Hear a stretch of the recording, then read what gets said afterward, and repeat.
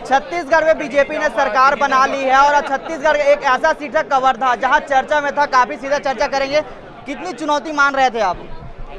जी चुनौती तो बड़ी थी, वो प्रतिक्रियावादी हैं, पीड़ित करते हैं।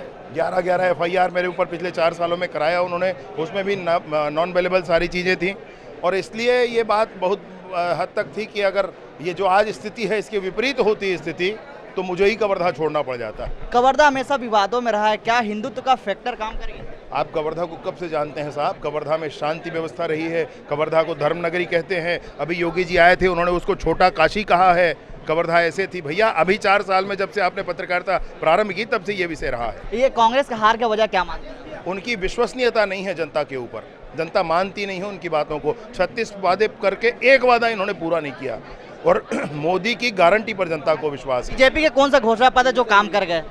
भारतीय जनता पार्टी के घोषणा पत्र से ज्यादा बड़ी घोषणाएं तो कांग्रेस की थी, लेकिन विश्वसनीयता की बात है। मैं फिर से आपसे कहना चाहता हूं, महिलाओं के लिए उस विषय को आप कहेंगे महतारी वंदन योजना, तो उन्होंने पिछले बार भी कहा था 500 रुपया हम प्रत्येक महिला को हर माह देंगे, नहीं दिया। अब ये कह रहे हैं कि 1250 देंगे, तो महिलाओं ने माना कि नहीं देंगे।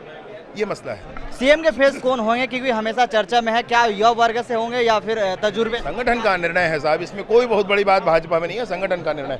ये थे विजय शर्मा जिन्होंने बड़े मार्जिन से जो है मोहम्मद अकबर को हराया। तो कहीं ना कहीं जो है यहाँ हिंदुत्व का जो फैक्टर है वो कहाँ काम कर गया है और कांग्रेस के जो आला अधिक से अधिक जो कांग्रेस के जो नेता थे वो हार गए हैं। लेकिन कहीं ना कहीं जो सबसे बड़ा चर्चित विधानसभा सीट था वो कवर्धा था, जो मोहम्मद अकबर को हराकर विजय शर्मा ने यहाँ पर जीत हासिल की है। कैमरामैन नवेज खान के साथ महेश कुमार साहू, रायपुर।